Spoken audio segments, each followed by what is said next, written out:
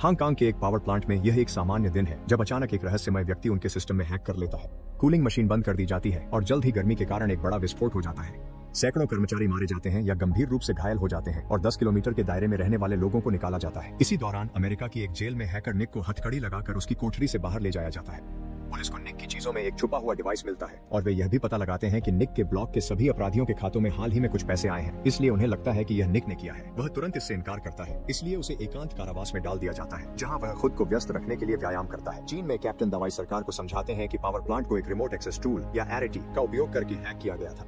यह इसलिए संभव हुआ क्योंकि प्लांट के सिस्टम बहुत पुराने हैं और उनमें सुरक्षा की कमी है। यह भी पता चलता है कि अमेरिका में भी उसी मॉडल के रिएक्टरों पर एक ही समय में हमला हुआ था। दावाई को लगता है कि वह हैकर को पकड़ सकता है, लेकिन इसके लिए उसे प्लांट के कंप्यूटरों तक पहुंच चाहिए ताकि वह ट्रैकिंग कर सके। दुर्भाग्य से पावर प्लांट अभी भी बेहद गर्म है और अंदर जाना असंभव है, इसलिए दावाई को ठंडा होने का इंतजार करना पड़ेगा। दावाई FBI से मदद मांगता है और एजेंट कैरोल को अपने बॉस को यह समझाना पड़ता है कि चीन के साथ काम करना एक अच्छा विचार है। आखिरकार दावाई को अमेरिकी प्लांट पर हुए हैकर हमले का कोड मिल जाता है, लेकिन उसके पास उसे क्रैक करने का ज्ञान नहीं है। वो अपनी बहन लियन को शामिल करने का फैसला करता है, जो एक नेटवर्क इंजीनियर है।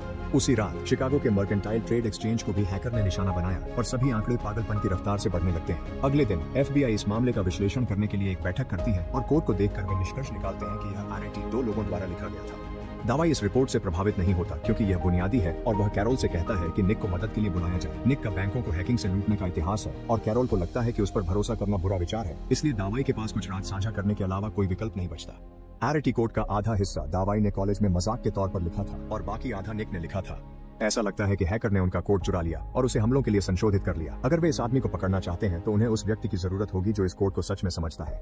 एक FBI एजेंट निक से जेल में मिलता है और उसे पेशकश करता है कि अगर वह मदद करे तो वे उसे बाहर निकाल सकते हैं, लेकिन निक दस्तावेज पढ़ता है और देखता है कि वह सिर्फ कुछ हफ्तों के लिए ही बाहर रहेगा, इसलिए वह हस्ताक्षर करने से इनकार कर देता है। इसके बजाय वह नया सौदा पेश करता है। अगर वह हैकर को पकड़ लेता है तो उसकी सजा खत्म हो जाएगी। अगर वह नहीं पकड़ पाता तो वे उसे वापस जेल भेज सकते हैं।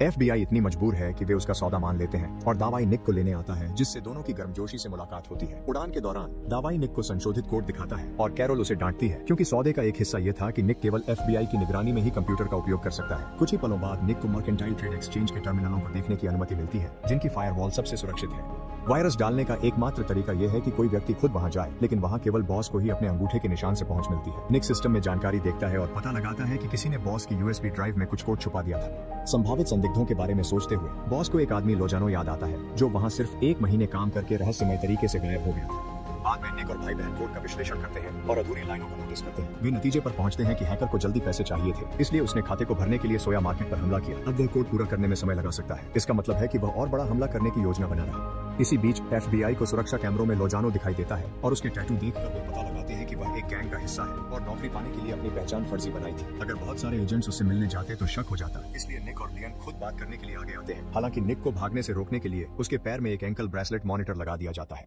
दोनों लोजानो के अपार्टमेंट में दाखिल होते हैं, लेकिन पाते हैं कि वह मर चुका है और उसकी पांख में सुई है। निक और लियन लोजानो के कंप्यूटरों की जांच करते हैं और पाते हैं कि उसमें डिवाइस हैं जो उसके डेटा को एन्क्रिप्ट करते हैं और उसे बिना IP एड्रेस के गुमनाम रखते हैं, जो हैकर ने सेट किए होंगे। वहाँ एक रहस्यमय ईमेल है जिसमें मुलाकात के लिए कहा गया है और निक उसका जवाब देकर समय और जगह की पुष्टि करता है। निक की निगरानी कर रहा एजेंट जो कुछ हुआ उसकी रिपोर्ट करने की कोशिश करता है, लेकिन उसके पास सिग्नल नहीं होता, इसलिए निक उसका फोन लेकर उसे ठीक करने का बहाना बनाता है। इसी मौके का फायदा उठाकर वह उस ऐप को बदल देता है जो उसकी तकनीकी निगरानी करने वाले मॉनिटर पर नजर रखती है। इस बीच कैरोल और दावाई ट्रेड एक्सचेंज मार्केट के बॉस से सभी क्लाइंट फाइलों तक पहुंच मांगते हैं। शुरुआत में वह मना करता है क्योंकि इससे गोपनीयता भंग होगी, लेकिन जब कैरोल धमकी देती है कि वह प्रेस को बताएगी कि मार्केट सुरक्षित नहीं है तो वह मान जाता है। जैसे ही उन्हें सारी फाइलें मिल जाती है, दावाई और कैरोल बिक्री की सूची को देखते हैं, जब तक कि वे 3 बड़े वॉल्यूम के ट्रेड नहीं ढूंढ लेते जो हैक का फायदा उठाने के लिए बिल्कुल सही समय पर किए गए थे। ये ट्रेड हांगकांग के बैंक खातों से जुड़े हुए हैं। शाम को निक और लाई एक रेस्टोरेंट में हैकर का इंतजार करने जाते हैं, लेकिन वह वहां नहीं आता। निक सुरक्षा कैमरों को नोटिस करता है और कंप्यूटर चेक करने के लिए चुपके से पीछे के कमरे में चला जाता है। पता चलता है कि हैकर शुरू से ही कैमरों के जरिए उन पर नजर रख रहा था।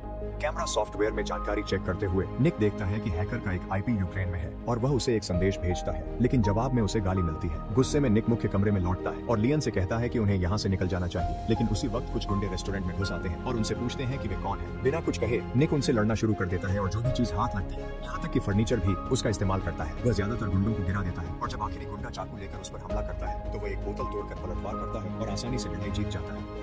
इसके बाद निक दवाई को फोन करता है और उसे चेतावनी देता है कि ईमेल एक जाल था और अब हैकर जान चुका है कि वे उसके पीछे हैं। दवाई घोषणा करता है कि वे सुबह बैंक खातों का पीछा करने के लिए चीन जाएंगे, इसलिए निक और लियन बाकी रात मस्ती में बिताते हैं। अगले दिन समूह पावर प्लांट पहुंचता है, जहां अभी भी विस्फोट के पीड़ितों को बचाया जा रहा है। इमारत अभी भी गर्म है, इसलिए उन्हें कंप्यूटर तक पहुंचने के लिए इंतजार करना पड़ता है। इसके बाद वे स्थानीय पुलिस से मिलते हैं, जिन्होंने बैंक खातों के मालिकों का पता लगा लिया है। वे 3 साधारण गुंडे लगते हैं, जिनका संबंध कासार नामक एक अपराधी से है, इसलिए वे हैकर के मुखौटे हो सकते हैं। पुलिस उनका पीछा कर रही थी और उन्हें कोई संदिग्ध गतिविधि नजर नहीं आई, लेकिन निक ने उनके रोजाना के रास्तों की जांच की और एक सामान्य पता खोज निकाला। दवाई और निक उस स्थान पर जाते हैं और वहां एक पुलिस वैन पाते हैं जो एक लिबनानी तस्कर की निगरानी कर रही है। वे वैन की सुरक्षा फुटेज की जांच करते हैं और पता चलता है कि खाते के मालिक हर सुबह इस जगह पर आते हैं, लेकिन वहां आकर सिर्फ मैसेज करते हैं। फोन हाथ में लेकर निक इलाके में खोज करता है जब तक कि उसे एक खास सिग्नल नहीं मिल जाता और वह झाड़ियों में छुपा एक ट्रांसमीटर खोज लेता है। वे तुरंत उसे कंप्यूटर से जोड़ते हैं और पुष्टि करते हैं कि तीनों खाते के मालिकों को बस वहां से गुजरना होता है ताकि वे हैकर के संदेश प्राप्त कर सके, जिन्हें वे बाद में डिलीट कर सकते हैं ताकि कोई सबूत न बचे। कुछ समय बाद टीम देखती है कि तीनों खातों में मौजूद पैसे ट्रांसफर कर दिए गए हैं, जिसका मतलब है कि हैकर ने पैसे निकाल लिए हैं। जब दवाई निक को सूचना देने के लिए दौड़ता है तो वह देखता है कि निक उसकी बहन के साथ संबंध बना रहा है। टीम कासर का पीछा करने के लिए हेलीकॉप्टर से रवाना होती है और सफर के दौरान दवाई निक से कहता है कि वह लियन के साथ अपने रिश्ते पर फिर से विचार करे, क्योंकि उसके फिर से जेल जाने की संभावना है। जब तक वे उस जगह पर पहुंचते हैं, टीम को पता चलता है कि निगरानी अधिकारी मारे जा चुके हैं। वे इमारत में घुसकर हर कमरे की तलाशी लेते हैं, लेकिन ऐसा लगता है कि कासर और उसके गुंडे वहां से जा चुके हैं। फर्श में एक छुपा हुआ रास्ता होता है, इसलिए टीम नीचे उतरकर अपनी तलाश जारी रखती है। अचानक अपराधी गोलियां चलाना शुरू करते हैं और एजेंट्स को मारने लगते हैं, जो तुरंत जवाबी फायरिंग करते हैं। कासर भी वहां है और वह एक एजेंट को पकड़कर उसे ढाल बनाता है।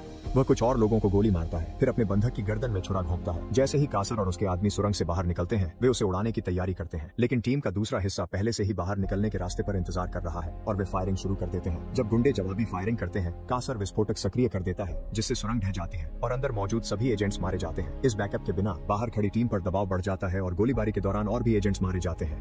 उनके पास छुपे रहने के अलावा कोई विकल्प नहीं बचता, इसलिए वे कुछ कंटेनरों के पीछे छुप जाते हैं, जिससे अपराधियों को नाव से भागने का मौका मिल जाता है। जैसे ही वे नाव से दूर जाते हैं, कासर गुस्से में है जब वह देखता है कि उसके आदमियों में से एक मर रहा है। उस रात कासर मुख्य भूमि लौटने से पहले एक बड़े जहाज पर तस्करों से एक खास पैकेज लेता है। इसी बीच दावे को सूचना मिलती है कि संयंत्र का तापमान इतना कम हो गया है कि वे बिना तुरंत मरे अंदर जा सकते हैं। हालांकि वहां अभी भी काफी गर्मी है, इसलिए उन्हें हैजमैट सूट पहनकर सुरक्षित रहना पड़ता है और तेजी से काम करना पड़ता है। कंप्यूटर रूम में प्रवेश करते ही वे देख सकते हैं कि वहां अभी भी लाशें पड़ी हैं। गर्मी के कारण एजेंट्स में से एक बेहोश हो जाता है, इसलिए निक दावेई से कहता है कि वह उसे बाहर ले जाए, जबकि वह अपना काम पूरा करता है। वह एक आपातकालीन कैबिनेट तोड़ता है ताकि कुल्हाड़ी निकाल सके और सर्वर पर वार करता है, लेकिन इससे उत्पन्न कंपन के कारण छत के कुछ हिस्से गिर जाते हैं। निक तब तक काम करता रहता है जब तक वह सर्वर खोलकर एक हार्ड ड्राइव नहीं निकाल लेता। फिर निक और दावेई बीमार एजेंट को बाहर ले जाते हैं। आपातकालीन टीम ड्राइव का तापमान कम करती है, फिर उसे कंप्यूटर से जोड़ते हैं और मालवेयर के कुछ अंश पाते हैं, लेकिन वह इतनी करप्ट है कि कोई उपयोगी जानकारी नहीं मिलती। निक को याद आता है कि जब उसे गिरफ्तार किया गया था और उसने जानकारी डिलीट करने की कोशिश की थी, तब सरकार ने जानकारी वापस पा ली थी और कैरोल स्वीकार करती है कि उनके पास ब्लैक विडो नामक सॉफ्टवेयर है जो यह कर सकता है। वह अपने बॉस से अनुमति मांगती है, लेकिन वह इसे चीन या किसी अपराधी हैकर को देने के लिए तैयार नहीं होता, क्योंकि सॉफ्टवेयर में रिमोट लॉगिन है। निक सरकार के सिस्टम में हैकिंग का प्रस्ताव देता है ताकि वह इसे इस्तेमाल कर सके। कैरोल मजबूर होकर मान जाती है और पूरी टीम सिर्फ लियन को छोड़कर कमरे से बाहर चली जाती है ताकि अगर कुछ गलत हो तो वे अनजान होने का दावा कर सके। निक कैरोल के बॉस को फर्जी ईमेल भेजता है जिसमें पासवर्ड बदलने को कहा जाता है। उसका मालवेयर नया पासवर्ड पकड़ लेता है, जिससे उसे ब्लैक विडो तक पहुंच मिलती है। टीम डिनर के लिए निकलती है, इस बात से अनजान कि कोई उनका पीछा कर रहा है और उनकी कार के नीचे कुछ रख रहा है। जब तक वे वापस आते हैं, निक के पास हैकर का आईपी एड्रेस होता है। पता चलता है कि उसका होम सर्वर इंडोनेशिया में है, लेकिन निक उसे क्रैक नहीं कर सकता क्योंकि वह एक ऐसी कंपनी द्वारा होस्ट है जो सिर्फ हैकरों के लिए है, यानी वह बुलेट प्रूफ है। उनका एकमात्र विकल्प है कि वे वहां जाकर असली फिजिकल ड्राइव्स हासिल करें। कैरोल को ब्लैक विडो मांगने के बाद अब कोई मदद नहीं मिलेगी, इसलिए दावेई वादा करता है कि वह अपने वरिष्ठ अधिकारियों से बात करेगा ताकि वे इंडोनेशिया में काम करने वाले वीजा और बैज दिलवा सके। कुछ समय बाद लियन होस्टिंग कंपनी के अकाउंटिंग रिकॉर्ड्स में घुसने में कामयाब हो जाती है और देखती है कि एक सॉफ्टवेयर को कुछ भुगतान किए गए हैं जो सैटेलाइट समय किराए पर देता है। हैकर ने मलेशिया के तट की हाई रेजोल्यूशन तस्वीरें खरीदी हैं। इसी बीच चीनी सरकार दावेई को बताती है कि FBI ने उन्हें सूचित किया है कि निक ने गोपनीय सॉफ्टवेयर में हैकिंग की है और वे चाहते हैं कि उसे फिर से जेल भेजा जाए। दावेई यह बताने की कोशिश करता है कि निक के बिना वे हैकर को कभी नहीं पकड़ पाते, लेकिन उसके बॉस उसकी बात नहीं सुनते। टीम के बाकी सदस्य इंडोनेशिया जा सकते हैं, लेकिन निक को अमेरिका भेजा जाना जरूरी है। सुबह में दावेई लियन को एक मैसेज भेजकर चेतावनी देता है, इसलिए वह और निक तुरंत चुपचाप निकल जाते हैं। कैरोल को अपने बॉस का फोन आता है, जिसमें उसे डांटा जाता है कि ऐसा कैसे हुआ। वह समझाने की कोशिश करती है कि उसके हाथ बंधे हुए थे, लेकिन फिर भी उसे निक को सौंपने का आदेश मिल जाता है। जब वह निक के कमरे में जाती है, वह जा चुका होता है। वे समझ जाते हैं कि निक ने एजेंट के मॉनिटर ऐप को बदल दिया था और जल्दी उसे ठीक कर उसकी लोकेशन पता कर लेते हैं। दावेई चुपचाप निक से मिलता है और बताता है कि अमेरिकियों को लगता है चीन के पास ब्लैक विडो है और इसकी वजह निक है। वह उसे भागने को कहता है और वादा करता है कि वे बाद में इंडोनेशिया में मिलेंगे। लियन भी साथ जाना चाहती है, लेकिन निक को लगता है यह बहुत खतरनाक है, इसलिए दोनों में बहस हो जाती है जब तक लियन उन्हें अकेला नहीं छोड़ती। जब कैरोल और एक एजेंट ब्रेसलेट के सिग्नल का पीछा करते हैं, लियन आगे बढ़ती है और एयरपोर्ट पर निक और दावेई का इंतजार करती है। निक उसके साथ गंभीर बातचीत करता है जब तक वह समझ नहीं जाती कि वह भगोड़े से डेट नहीं कर सकती। उनकी बातचीत बीच में ही रुक जाती है हैं जब अचानक उनकी कार के पीछे धमाका होता है, जिससे दावेई की तुरंत मौत हो जाती है। कसार और उसके आदमी पास ही होते हैं और गोलियां चलाने लगते हैं, इसलिए निक को शोक में डूबी लियन को छुपाए रखना पड़ता है। उसी समय कैरोल और उनका एजेंट भी गोलीबारी में शामिल होने के लिए पहुंच जाते हैं और वे कुछ गुंडों को मारने में कामयाब हो जाते हैं। हालांकि उन्हें भी जल्दी ही गोली मार दी जाती है। निक और लियन इस अफरा तफरी का फायदा उठाकर भाग जाते हैं और सबवे स्टेशन में छुप जाते हैं और दुश्मन के पकड़ने से ठीक पहले ट्रेन में चढ़ जाते हैं। लियन घोषणा करती है कि वह बदला लेना चाहती है और निक उसके साथ जाने को मान जाता है। कुछ पलों बाद लियन अपराधियों को पैसे देती है ताकि वे नकली पासपोर्ट दिला सकें और निक का टखने मॉनिटर हटा सके। इंडोनेशिया की बजाय वे मलेशिया जाने का फैसला करते हैं ताकि हैकर जो चाहता है उसे खोज सके। पुलिस मॉनिटर की ऐप के जरिए निक को ढूंढ रही है, हालांकि वह मॉनिटर पहले ही समुद्र में फेंका जा चुका है। एक निजी विमान के मालिक को रिश्वत देकर लियन और निक मलेशिया उड़ने में कामयाब हो जाते हैं। वे सैटेलाइट से मिले निर्देशांक का पीछा करते हैं, लेकिन वह इलाका खाली नजर आता है। अचानक वे चट्टानों के बीच छिपी हुई कुछ सीढ़ियां देखते हैं और वे उन्हें चढ़कर ऊपर एक हैच पाते हैं। वे अंदर जाकर देखते हैं कि वहां वे सारी मशीनें हैं जो स्थानीय डैम को चलाती हैं। वाटर पंप का मॉडल वही है जो पावर प्लांट में था, इसलिए निक निष्कर्ष निकालता है कि हैकर डैम को नुकसान पहुंचाकर टिन की खदानों को नष्ट करना चाहता है और टिन ऑप्शंस खरीदकर भारी मुनाफा कमाना चाहता है। पिछले हमले तो सिर्फ कोड को बेहतर बनाने के लिए अभ्यास थे। कुछ समय बाद यह जोड़ी इंडोनेशिया पहुंचती है और वहां कई औजार खरीदती है, जिन्हें वे अपने कमरे में कंप्यूटरों के साथ सेटअप करते हैं। इसके बाद निक एक पार्किंग लॉट की छत पर एक कार में बैठता है और एक वैन को छत से धक्का देकर होस्टिंग कंपनी की बिल्डिंग पर गिरा देता है, जिससे भारी नुकसान होता है। जल्द ही यह इलाका पुलिस और आपातकालीन सेवाओं से भर जाता है। जब सब लोग इस अफरा तफरी में व्यस्त होते हैं, निक चुपके से अंदर घुसता है और अपने कंप्यूटर को सर्वर से जोड़कर कुछ फाइलें और कोड डाउनलोड करता है।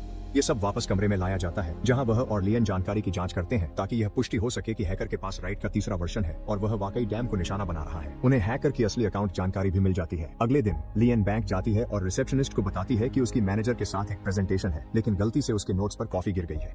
वह सहमत हो जाता है कि वह उसे एक नई कॉपी प्रिंट कर देगा और उसके यूएसबी ड्राइव को कनेक्ट करता है, जिससे निक बैंक के सिस्टम में हैक कर पाता है और हैकर के सारे पैसे अपने अकाउंट में ट्रांसफर कर देता है। फिर वह हैकर को एक चेतावनी संदेश भेजता है जिसमें एक फोन नंबर होता है। आखिरकार उन्हें कासार की कॉल आती है। हालांकि निक हैकर से बात करने की मांग करता है और फोन काट देता है। फोन फिर से बजता है और इस बार यह सादोक है, जो असली हैकर और कासार का बॉस है। निक दिखावा करता है कि वह सादोक के साथ मिलकर काम करना चाहता है और वे मिलने के लिए सहमत हो जाते हैं। हालात खतरनाक होने की आशंका में लियन दुकान से ढेर सारी चीजें ले आती है और निक अपने शरीर के लिए कुछ तात्कालिक सुरक्षा तैयार करता है। वह आत्मरक्षा के लिए कुछ औजार भी छुपा लेता है। निक सादोक से कहता है कि वह सिर्फ कासार को लाए, लेकिन वह अपने सभी आदमियों के साथ आता है। लियन यह दूर से देख लेती है और निक को सतर्क कर देती है, जो सादोक को कॉल करके जगह बदलने के लिए कहता है। शाम को वे स्थानीय मेले में जाते हैं, लेकिन सादोक फिर से अपने आदमियों को साथ लाता है। वे भीड़ में छुप जाते हैं और जरूरत पड़ने पर नर्तकों को धक्का देते हैं। निक पीछे से कासार को चौंकाने की कोशिश करता है, लेकिन वह आदमी मुड़ जाता है और अपनी बंदूक से उसे धमकाता है। जब कासार इतना पास आ जाता है कि उसे टटोल सके, निक तेजी से उसका सिर पकड़ता है और उसे पेचकस से मार देता है। फिर निक कासार की बंदूक पकड़ लेता है और सादोक की ओर बढ़ता है, लेकिन इससे पहले कि वह गोली चला सके, सादोक के आदमी फायरिंग शुरू कर देते हैं। भीड़ में अफरा तफरी मच जाती है, जबकि निक जवाबी फायर करता है। उसे कुछ गोलियां लगती हैं, लेकिन वह दोनों गुंडों को मार भी देता है। सादोक के पास एक चाकू होता है और वह निक पर हमला करने की कोशिश करता है, लेकिन ब्लेड उसकी हुड में फंस जाता है। एक लड़ाई शुरू हो जाती है और निक सादोक का हाथ तोड़ने में कामयाब हो जाता है, जिससे उसे मौका मिलता है और वह सादोक को बार बार चाकू मारता है जब तक कि वह मर नहीं जाता। इसके बाद निक भागकर लियन से मिलता है, जो उसे वापस कार तक ले जाती है। तत्कालिक सुरक्षा की वजह से निक की चोटें जानलेवा नहीं होती और लियन जल्दी से उसकी मरहम पट्टी कर देती है। अगले दिन यह जोड़ा इंडोनेशिया छोड़ देता है और सादोक के पैसे से एक नई जिंदगी शुरू करता है। ऐसे और वीडियो देखने के लिए सब्सक्राइब करें और नोटिफिकेशन ऑन करें। देखने के लिए धन्यवाद।